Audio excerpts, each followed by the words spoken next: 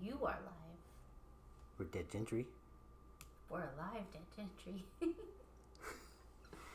That's yes, we are. What are we doing?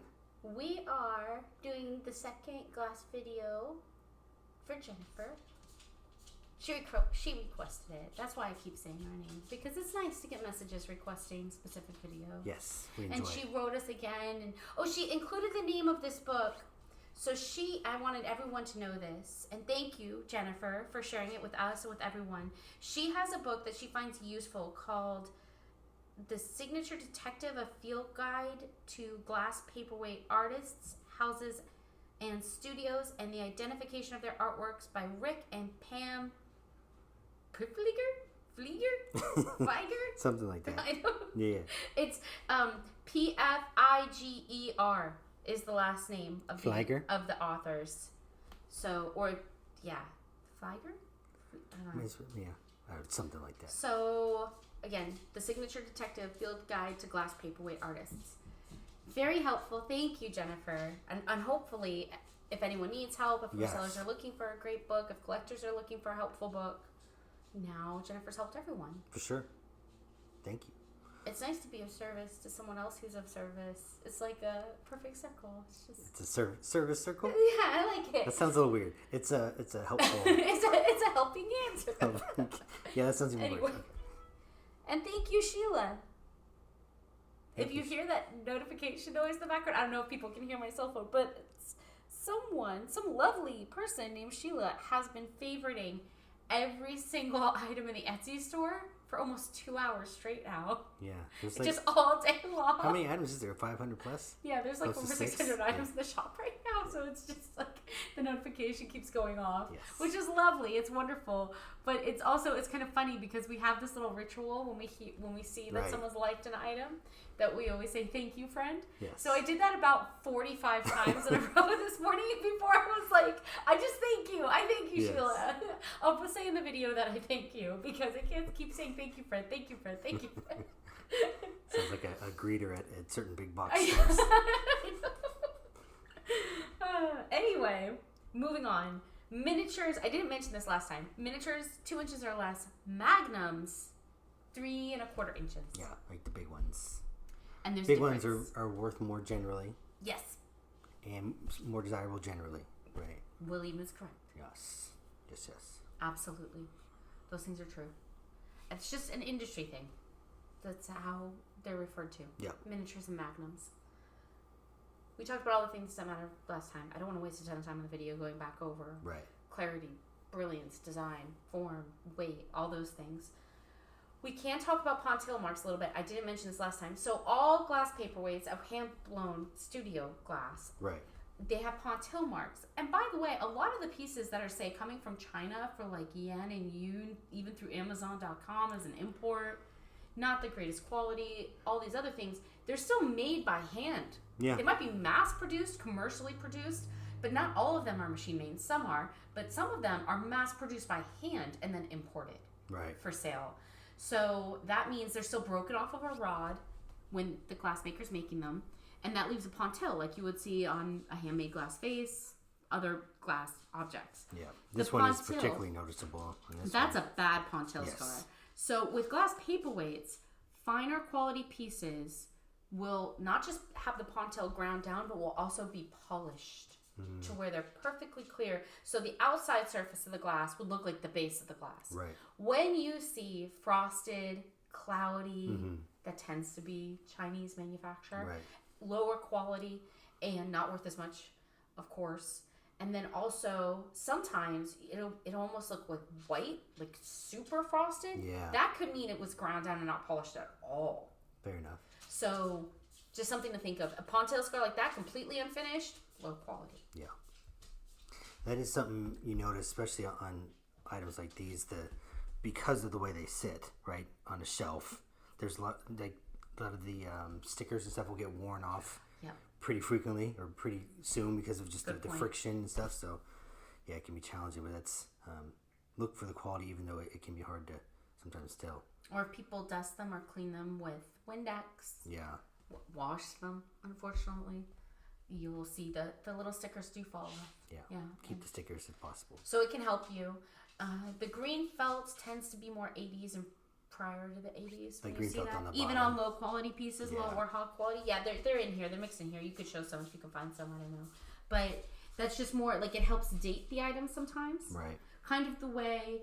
Now this is kind of misleading though. Here's some. I mean, these are not. That's a Chinese. That's a very poorly done Submerso. Yeah. So yeah, but that helps date a piece. Right. It doesn't mean that the quality is necessarily there. Right. But it can help when it was retail. Would you like a treat cigar? That's a subtle hint of her dropping her treat toy every on time us. we Every try time. to make it. I will handle that while you continue. Hi, Taka. You're slowing down the video. Oh, yeah, he's getting you a treat.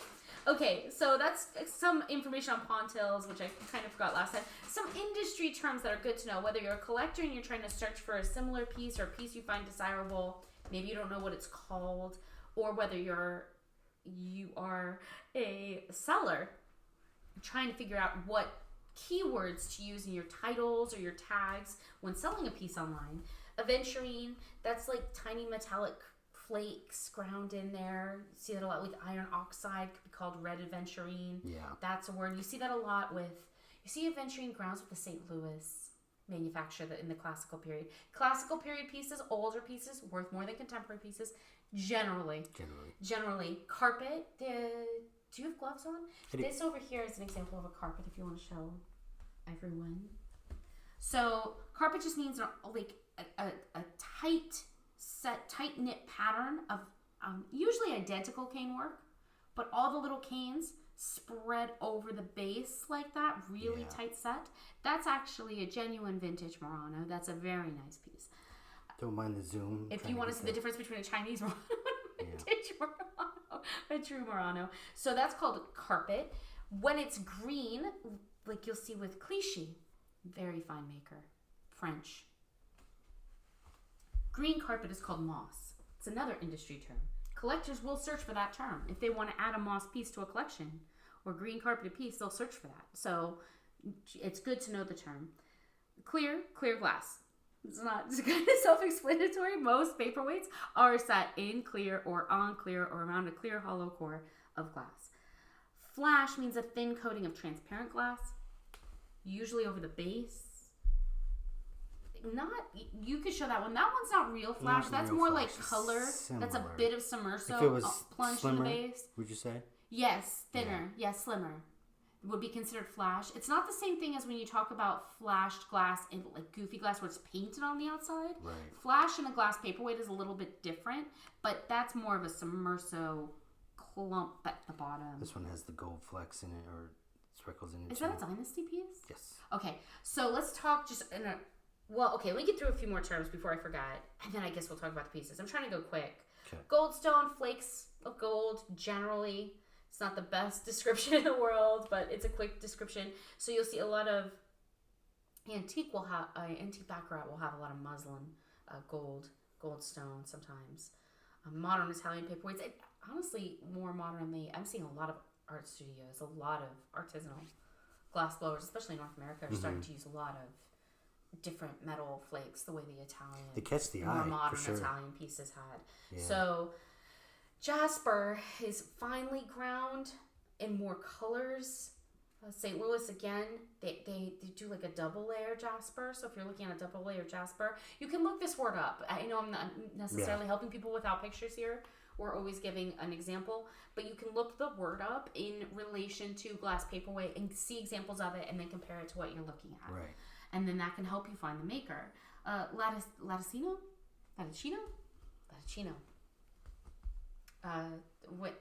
When you have the white, like it's optic, sometimes swirled, sometimes not, but it's crisscrossing. So like this white piece, similar. That is cane. That's a white optic, but it's not Latticino.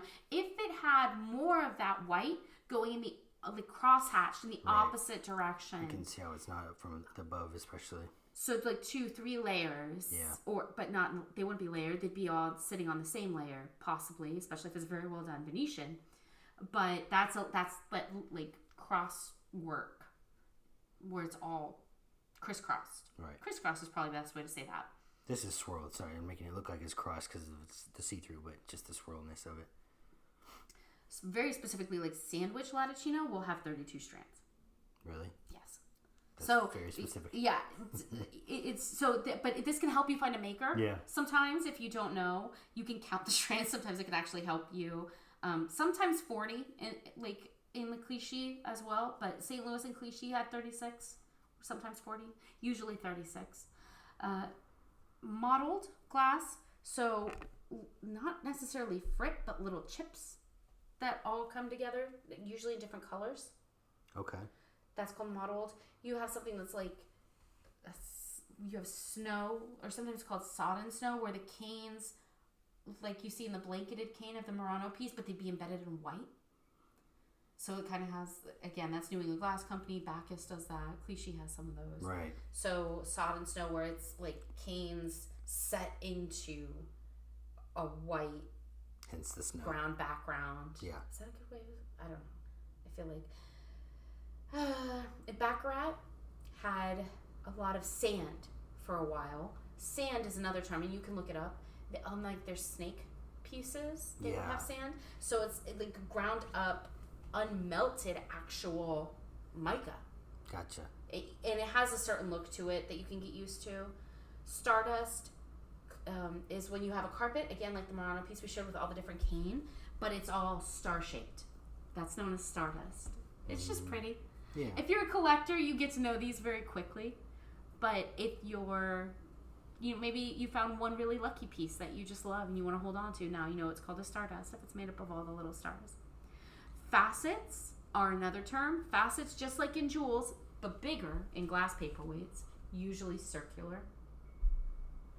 They'll look like carved windows indented into a glass paperweight. Okay. That's a facet in a glass paperweight. It doesn't just mean like face, like flat, like you'd see on a gemstone. It's more of like an indentation round. Yeah, I gotcha. So, and that can help determine the manufacturer as well. Like Baccarats can have concave facets.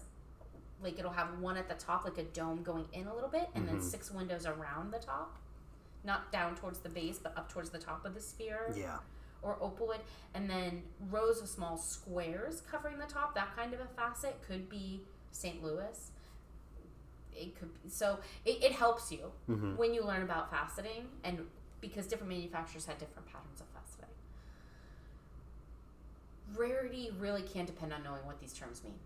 Knowing the difference between your faceted piece and therefore the manufacturer and therefore the year it was made, and that it's a very rare faceted piece in that manufacturer, will really add to the value. So knowing these terms, I know it seems kind of boring maybe to a lot of people, but knowing the terms can be really, really helpful. The rarest Baccarat pieces, for example, are the color flash goldstone and jasper. So they might have like a lot of other things, but the rare ones. So if you have a goldstone piece or a jasper piece of Baccarat, because you can make out the signature, now you know that that's the rarest from Baccarat. It's going to be worth more than more common designs and forms from Baccarat. So, but in order to know that, you kind of have to know some of these terms so that you can at least search them too against the manufacturer to see how many sell. That makes sense. So you're going to find out that yours is a lot rarer than other people's. Like the rarest Latticino is very rare from sandwich. So if you have a sandwich that's Latticino, that's very rare. But you'd have to know. Okay. Not just put Latticino and then price it the way you would any other size Latticino. You gotta be careful. Yeah. So, rarest St. Louis pieces are color, muslin, aventurine. You get the idea. You could do this with every manufacturer has its pieces that are rarer than others. There's a really great site called the Glass Gallery blog. And I'll try to include the link. It's like an L.H. Selman Ltd, I believe. I'll write it in the description, so we make sure to give that website credit. It actually has like a chart that's similar to this that you would find in antiquing, glass books, paperweight, artisanal books, research guides, and pricing guides. That's helpful. There is, I don't know if it's he or if it's an entire company, but I'll put in the link, the description of the website. There's like a chart that'll show you, and you can get a better idea of what I'm saying. Yep. So, classic period antiques as I was saying before, are going to be worth more generally the more contemporary pieces, except like some highly sought after, very large figural, artisanal contemporary piece. Like, I don't want to say that, like, if you're looking at a John Richard from Neiman Marcus, sold and purchased today, brand new, right, that could be worth $1,000 or right, more. So it depends, but generally, that makes sense. Classic period pieces, when we're just talking about the art glass paperweight world, the older ones are worth more. Okay. When they're well done. Okay, let's talk about everything on the table really quick. And the easy thing about this is all Chinese. So yes, I'm going to have William show you the Chinese. Of these, right? Won't necessarily show every single one, but yeah, this is like this company. This is actually, I don't know that this one's Chinese. Okay. This one looks Czech to me.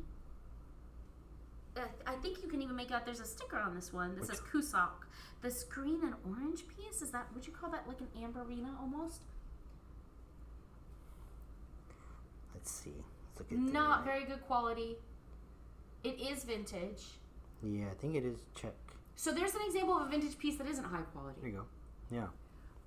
And because it got lumped in with the Chinese pieces because it is not high quality, even though it's vintage. However, and Yugoslavian. It does look good.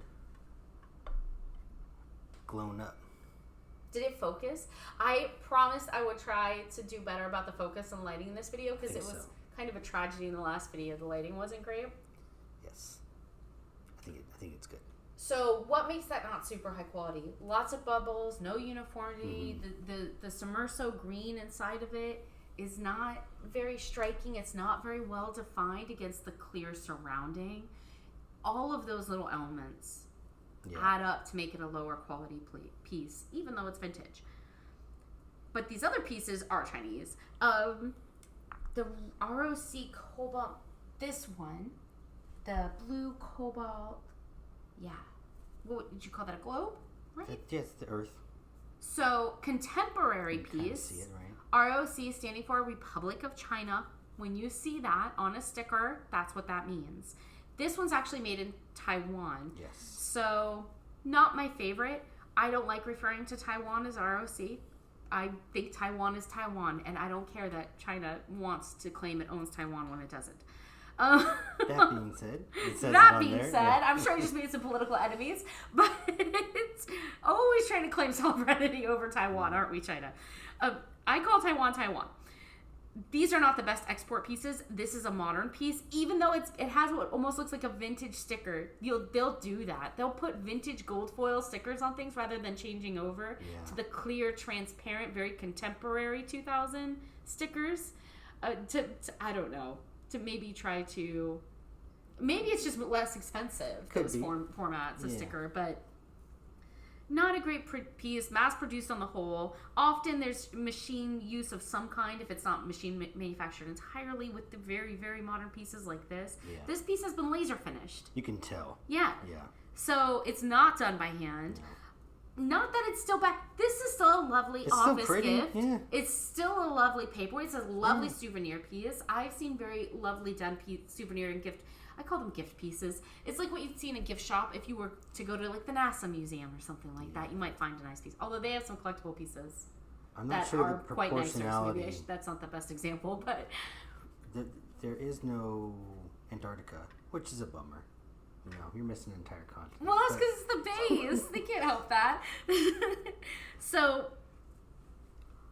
just something to think about. That was not worth very much money. A lot of the Chinese pieces, one way you can tell a Chinese piece from like the 1930s, 1940s, it'll have yellowing in the glass. That can be a way that you can tell a classic period piece, an antique or almost antique. Right. But what country it was made in. Dynasty gallery pieces. Let's talk about some of those. Yes. William's got a few examples of these. Not that they can't be pretty pieces. That piece right there is still worth about $70 to $120. Yeah. Even though not great manufacture, that piece I believe was purchased. Does it say? Monterey Bay Aquarium. That would have been my guess from an aquarium. You will see these in gift shops and aquariums. Yes. So it is being made artisanally and by hand. but it's being imported. It's not being made, say, in Monterey by a hand blower in Monterey to be sold to the aquarium to be resold in a gift shop. It's being made by Dynasty Gallery in China, and then Dynasty Gallery imports them to America to sell here and retail here. This one's decently heavy.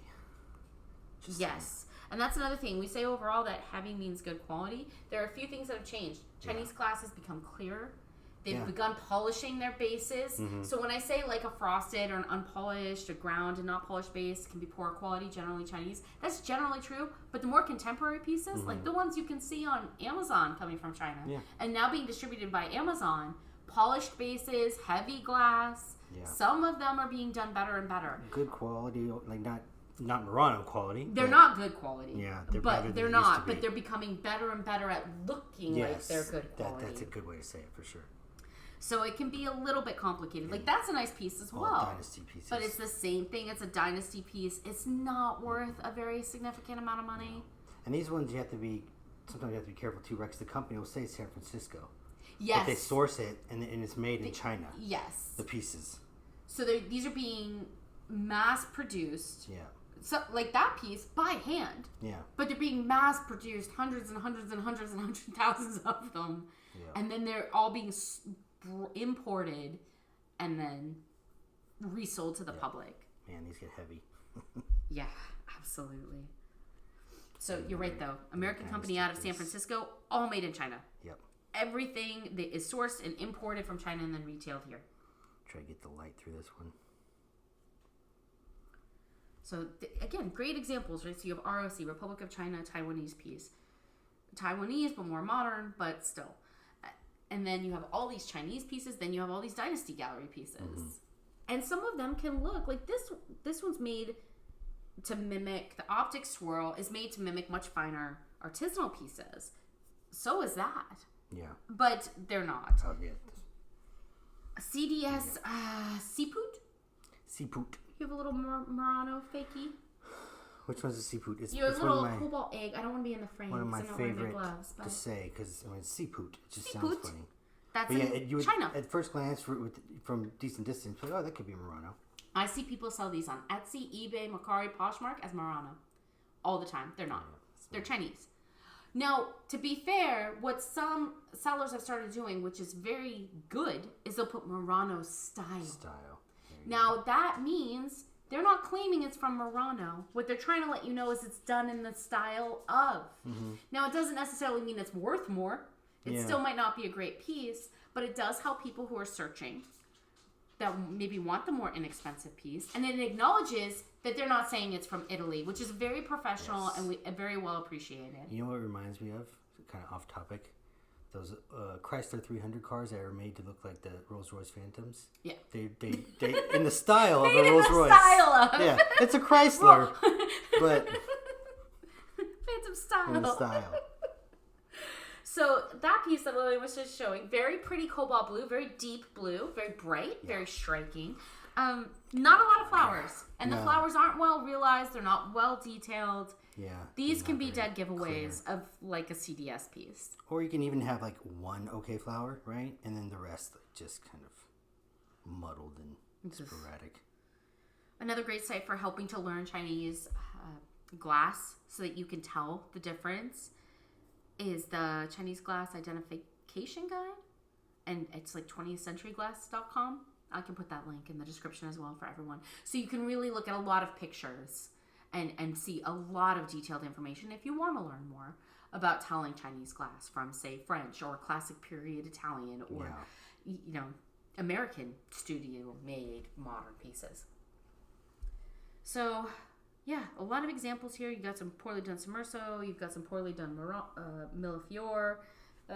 You've got a lot of unpolished bases. A lot of dull, abstract figural statuettes, like the fish in the Chinese piece made to look like Murano style fish with the like coral. They're just not, if you look at them, they're blurry. They're not well defined. The colors aren't good. Although yellow is harder to work with overall. Yeah. Lots of little bubbles, not necessarily like the fish are blowing them or like they're part of the coral, but instead just kind of random, caught up in the glass. Yeah. All of those things kind of show a poor quality piece. There are other companies too. Not just Dynasty Gallery. There's like Fifth Avenue. All Fifth Avenue pieces are Chinese imports that are then sold from the American company Fifth Avenue, even though they're all Chinese glass.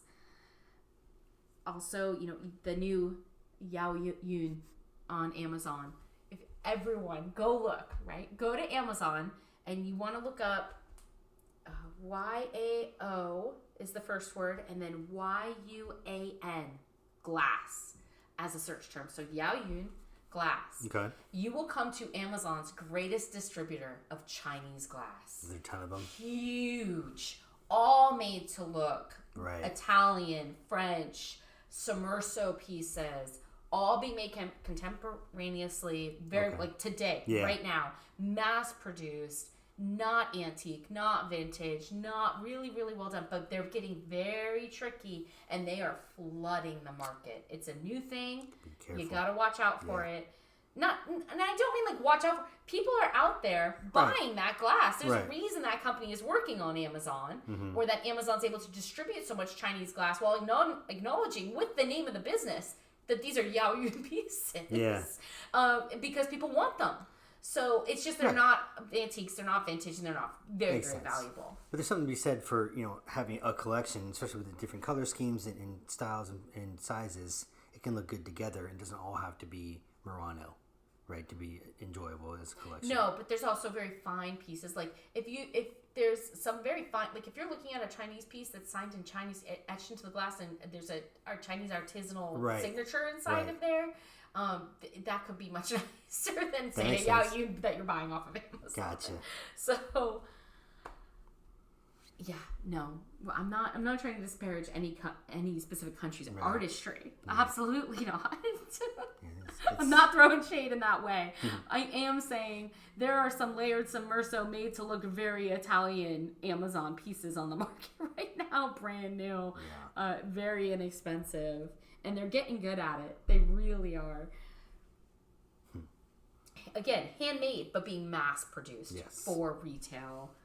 Very less valuable than other artists and classic period pieces. So, what else should we mention? What haven't I mentioned? I haven't really talked about like the New England Glass Company or Bacchus or Baccarat or anything very much. But trying to give an idea of a lot of the less expensive pieces that because some of these, like that spiral piece, that jellyfish, again, they're probably you could be easily at $80 to $120, but they're not going to be like an artisanally handmade North American studio glass piece worth hundreds, even modernly. So just examples of how good some of these can look, what they can look like. Yep. A heavily indented, polished base. So like this yellow with like the sherbet orange and the big bubble in the middle. Yeah. So if I'm looking at a piece like this, there's no marks. It's fairly small. So the glass is very clear. There is Bulla Conte there. I don't know if it'll read on camera. The bubbles around, all those little tiny dewdrop bubbles around the colors, that's not what I'm referring to. The top part. Yeah, there's a top layer of pulled Bulla Conte, of very small bubbles that are pulled into a star form, where they're actually draped a specific way. So there is some Bulla Conte in there that's done very well. Some of that yellow in there is very hard to work with. The colors are some of the oddest I've seen in a piece this small. Yeah. There's like this beautiful pink, this sherbet orange, this very light yellow. And there's Bulla Conte, even though there's a very chaotic and unintentional bubbles all around the base as well. So, so when I'm going to try to qualify this, what is it? Right off the base, I'm looking at the polished base. Now it is polished. It's not cloudy. It's not frosted. It's not just ground down. But there's a very heavy indentation. That heavy indentation tells me it's probably French or American. Maybe not English. Maybe not Scottish. Antique English concave bases tend to be shallower than American concave bases in the classical period. Yeah, this one is pronounced. That's something you can sometimes see carried over in certain studios or glassworks, because it's the way they're grinding down that pontil, and it's just carried over and over and over again from generation to generation. Yeah. So Also, it isn't very heavy. That's a lighter piece. That tells me it's likely more modern and not antique, not classical. Well, it's not antique and classical for a lot of reasons, but that lightness tells you about the quality of the glass being used or the time it's being produced. It's a very clear piece. Mm-hmm. It's a nice quality glass, but it's very light. So that's also pointing to it being more modern again, likely American. Then you have all those bubbles created at random en masse on the bottom, but a little bit of bolo conte at the top. Yeah. This feels to me like a fun American studio piece. Yeah. Someone's practice piece. Maybe an artisanal tourist piece, well done, maybe popping up in an art gallery. It's just, it has that, it's playful. Yeah, again, another piece that looks good in the light. It's also small, it's miniature, right? Yeah. Not a Magnus. So I feel like this was either an apprentice or someone starting to work with them or someone producing some for fun. Right. And also the tiny, tiny bubbles, you see a lot of that in American lamp work, especially around flowers. You get those tiny dewdrop bubbles. Very small. You find that a lot in North American pieces. So again, that would be part of how I would go around trying to figure out where this is from and when it's made. So all signs pointing to it being more of a contemporary handmade American miniature. Even though there's no signature, there's no sticker. Yeah. But this isn't what I would call very poor quality, and it's not a Chinese import. And I really like the subtle colors. So, 1990s to 2010s would be my guess. American unsigned miniature. That's a nice piece. It is. $30 to $40, even though it's so small. Yep. Now, if you are the artist who made this piece, and I am completely wrong, feel free to tell me. I would love to know if you are the artist who made this piece and you are American and I'm right and you remember making it. A lot of pieces get made also by students in glass working colleges and glass and creative art schools. Yeah. And they're not always signed. Sometimes they're practice pieces or sometimes they're being created to be sold, again, in gift shops and things of that nature while they're learning. So. Still pretty. Let's show an echo. Oh, in here, you can show this too, because I did a signature. Now, I know it's not the whole signature book, which I don't have here. So what I did was go through some pieces that just happen to be around right now that we have access to show some signatures on a piece of scratch paper compared to what the name of the artist actually is. So, like, there's an Eckholt on the back. You can see kind of how some of these can be very hard to recognize what that name might actually be. Especially in etched glass in a deeper set of glass. Like, it's hard to even get the light reflection on it. Reflection? Both of those apply, I think. Yeah. Reflection, refraction election. There you go. No, too much. The combination. Too much. So anyway, and sometimes they can be worn off. Yeah. They can be repolished, which, oh my gosh, so many beautiful antiques. The connoisseurs of glasswork know this, that pieces will very often, beautiful classic period pieces will be repolished with no awareness to their original form. And it just changes the shape entirely. Sometimes it changes the windows, those facets I was talking about entirely, which is such a shame. But very often, the bases will be polished. You can have glass polished. You could take, and that's another thing to know too. You can take your paperweight and have it polished. If the base is really scratched up over years and years, maybe it's an heirloom item for your family. Yeah. If I wouldn't say polish away a signature that's on there, even, but try to maintain it for sure. You can polish the base of glass and you can shine it up. So that happens, and that can sometimes wear away a signature as well. For sure. So, just some examples. I don't know. I took time writing that, so I wanted everyone to see it. I think it's helpful. But I imagine if you go get the book that Jennifer suggested, yes, there's going to be a lot more signatures. Which is, yes. It's more like, here's just a bare minimum idea of what some of these can look like versus what their name actually is. Yeah, especially because a lot of them are in cursive and the letters blur together. Mm-hmm. It's helpful to have a reference guide. I like the back where it's just straight. Yes, give me straight. Yeah. So straight. Like old school... Greek almost, where it's very straight lines, like they were writing on wax tablets, so it's all very straight. Yes. Like when you see the delta, like any basically fraternals, like college, fraternity, you'll see like these very straight letters. Yeah, like that. But otherwise, they tend to be cursive, they tend to be scratched out, they tend to be done in haste sometimes. Yeah. Very hard to read. Eckholt is that blue one. This guy, Yes. Unhighlight the other one. So, is it focusing good for you? Do you need my help at all? Is it any better than the last video? Let's ask that I am question. paying attention, so that's half the battle. That does help. Yeah, you just have to manually focus it, which I think is working. It might be a little bit slow on the uptake, but it's that one actually has some iridescence to it. Yeah, slightly. Does hard it to show see up? In this light. It's there a little. You can There's tell this whole rainbow right layer of iridescence around the blue feathering work. There we go. We can see it there, I think. I almost feel like I should have gotten you a little flashlight to play with, and you could like shine it on some of these. Here, you could probably use my phone as flashlight. We need to pay more attention to how we do these videos to make really nice videos Production for people. value. We try, but we don't always think of everything. You can see the signature. This is not our that's main perfect. thing. You can see the icon signature there. If you want another, I don't know, to do whatever. Let's see. Good luck. Some light showing here. Just to make it more fun. Does it show up? No, I got too many. I'm like focusing and there's too much going on. Sorry. So in the 70s, Eckel was perfect. There you go. Computer guy, right? I'm all excited. Systems analyst. Is it cool? Is it pretty? Sparkles. Yes. Oh, I did something helpful. That's I should have gotten you a little flashlight. Although, if anyone wants to see examples of uranium glass glowing under blacklight, endless examples of that all over YouTube. So many. So many. So one thing we will not be showing you because enough already.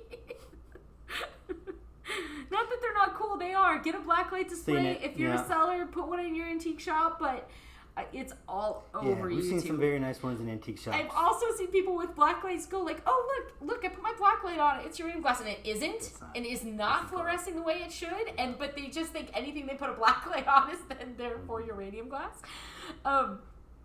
Anyway, moving on. Computer guy. Eckel, computer guy in the 70s, didn't like it. He was like a debugger, I think. Yeah. So, like, he dealt with computer problems. Just as that industry was coming up, by the way. Didn't like it. He's quoted as having not liked that, and instead did glass for 30 years. So he retired in 2013, studied in Berkeley, California, then went back to Ohio, I believe. He finished his schooling there at the Columbus College of Art and Design, if you're into the history, if you're into the artistry of these pieces. This is all information I'm sure you can find online. And then founded Eckel Glass in 1978. So does a lot of the precious metals, again, those like iridescent in this example, a lot of oxides, a lot of those little flecks, right? So you see all those beautiful little iridescent flecks. Mm-hmm. A lot of the more rare, like gold and silver, cobalt, copper flecking work. This piece is 1988. Yes. Thank you. I got it right. I'm happy. I'm not the one handling it. William's handling it, so I'm not looking at them up close. But because we can't both be close next to the camera phone video lens, like there's not enough room for that. Blue feather technique. These blue feather type pieces are more of the late 80s, early 90s pieces. When you look online, for some reason, maybe because they're also well signed from this period by him, you'll see these and think this is like the Eckel style. It isn't. Eckel did a lot of different designs and forms and colors. A lot. You can look at the, he's in a gallery. Which gallery is it? Saper? Might be Saper Gallery. Again, I'll re-look it up. Okay. And include a link so that people can get an idea of like the mass of just very colorful, different designed and formatted Eckel pieces. Lots of stuff. There are vases, there are bowls. He has a lot of nice pieces. He has a lot. That's what it looks like on the stand here. Ooh, I like so this pretty. stand. That's fun. Yes. It's cool. But that's an established piece. You can find other ones like that online. Yep. A C2G. So where's the Katniss? Katniss with her bow. Where's Katniss? I'm looking. It's here somewhere. We're looking. It's a smaller piece. It's got purple and white in it. I can't see it from here. It looks like a little clover. Yes. This one. So, 1970s Katniss glass. I had an example of the Katniss glass signature as well on that piece of paper. But they're usually very clearly signed, dated, which is very helpful. This one's called Moon Crystal. That clover form, very distinctive. Commercial production, again. So a lot of artists. Is the camera fighting you? Yeah, and there's a little bit of a signature. I'm trying to get it, but it's not showing very well. It's alright. It's okay. So a lot of production. Okay. Excuse me. Don't mean to yawn on the video. But they're usually done to a very high-end technical standard. It looks pretty solid, yeah. So this is a collectible piece. Yeah. Katniss is collectible, even though this is a very small piece. Like if you're looking to start a new collection, I would collect the little Katnisses. Mm-hmm. They're lovely. Mm-hmm.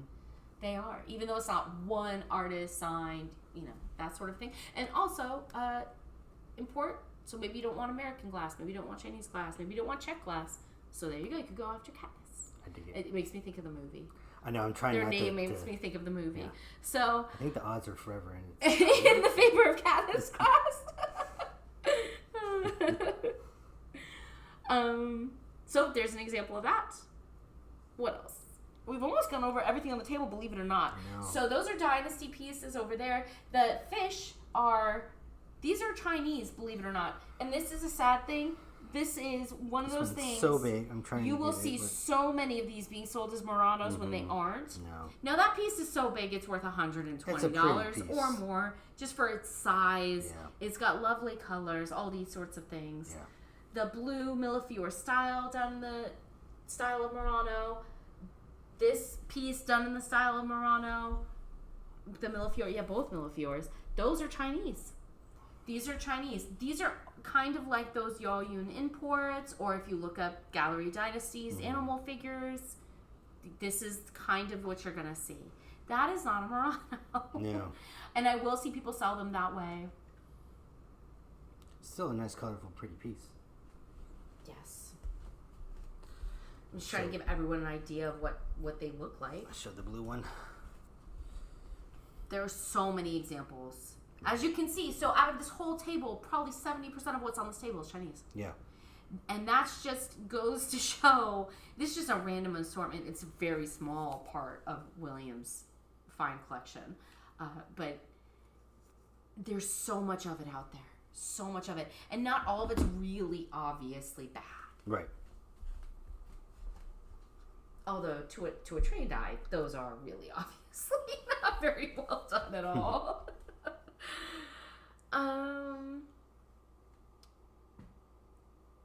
Again, that optic swirl bubble, how would you tell that this one is Chinese? It has errors at the top. That would be a giveaway. You see how there's like some little spots pulled into the top of that swirl. It's not perfectly uniform. You've got these tiny, tiny unintentional bubbles in there as well. Like the one, let's see if I can show without dropping it, the one next to the big bubble. Yeah, this almost looks to me like it's trying to mimic like a Steuben's. Yeah. And it's not mimicking a Steuben's well. So it's like a Steuben's Latticino swirl with the big bubble inside, that big pulled bubble. They're much nicer than this, and they wouldn't have these little bubbles. They wouldn't have those little areas towards the top. And in the caning, the lace work is more internalized. It's not on the surface like this. It's very much more towards the center. Yeah. And then pulled through. So, again, like an Ahaus Swedish piece as well. It's similar to that. AHUS. More internalized. Done in a much finer way than a Chinese piece. This is a Chinese piece. This is not, again, now it's striking. It's large. Especially when you spin it. It's $20 to $40 at most as like an office piece, but this is not a fine, collectible, antique, vintage anything. And it's not done very, very well. So people try to sell these on Etsy and other sites as Murano pieces all the time. And same thing with the fish. You will find so many, and they are not. And they'll say vintage even. I've seen like 1990s vintage Murano, and it's not. They'll usually say like 80s to early 2000. When sometimes they say like, we'll put early 2000s when I know it's from before 2010, but don't know the exact year. But when some people do it, they're just doing it because they don't know the decades. They're just like erring on the side of caution and saying it's from the 80s or 90s or 2000s when they don't know when it's from. And it could have been purchased a week ago, given away as a gift, and then someone dropped it at a thrift store. So you have to be aware of that. These are not vintage pieces. They're not from Italy. They're Chinese. Okay.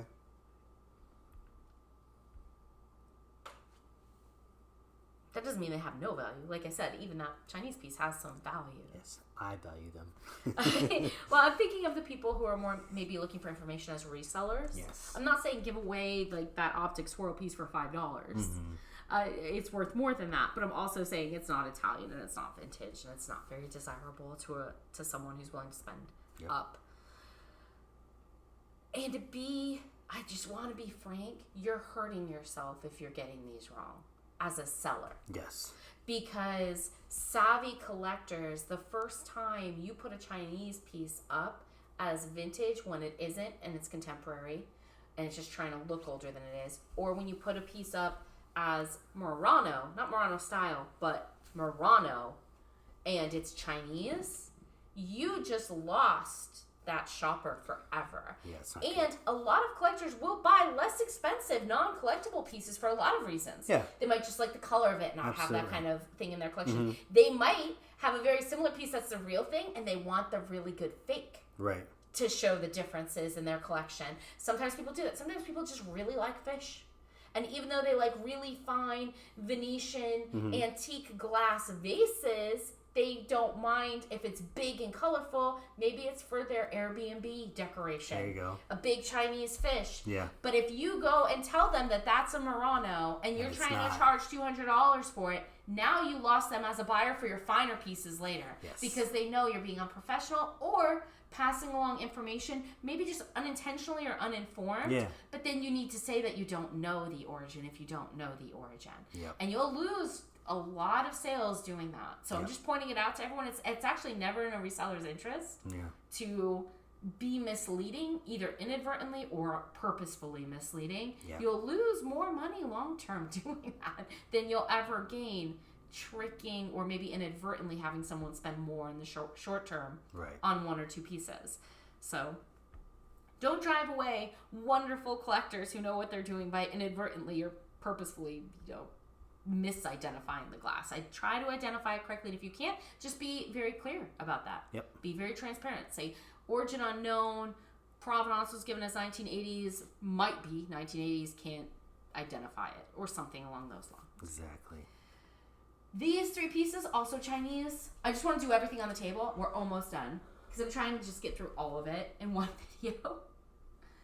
So here's more examples of Chinese. This one's almost done in the style of Katniss.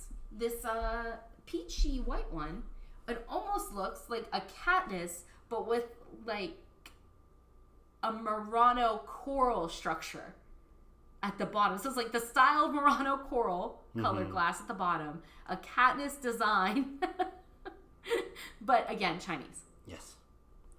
And then the purplish one. And this is a pretty piece.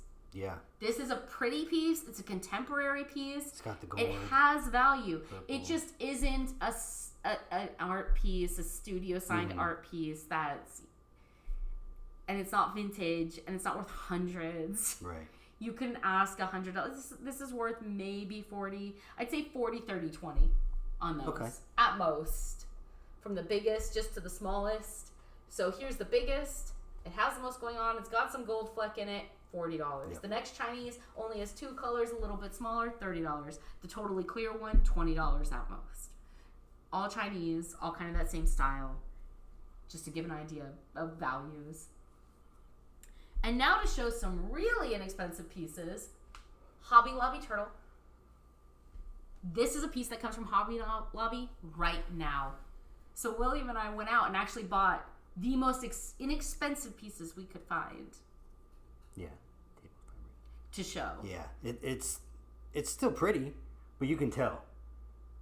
Right? You can tell. So someone's saying Murano Millefiore turtle. If you didn't believe us. Amberina. Yeah. And they take off the sticker. $50.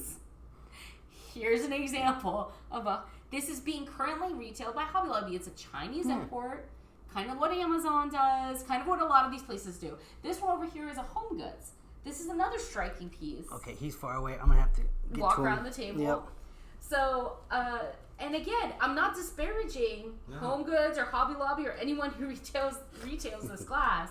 I'm just trying to give examples. Yeah. If someone's trying to charge $40 to $80, this is like a 7-inch tall piece. It's very striking. It's very colorful. It's fun. It's playful. Yeah. I'm not saying don't buy it. What I'm saying is it's worth like the $17 you buy it for from Home Goods. So if it's being sold for $17, don't let someone go buy these for $17 and then resell them to you for $50 to $70, claiming it's something it's not. And as you can see, it's not all going to be super obvious. Right. If you don't know what you're looking for. Yeah, you take off the tag on that, and you don't know anything better. Oh, that's a pretty piece. The colors are great. Yeah. Oh, $50. Okay. Nope. You already showed the Murano blanket. That's a high quality piece. This vase is a Murano vase. So when you're looking at like Murano millefeuille, it could look like this. Right. This is a very well done, high detail.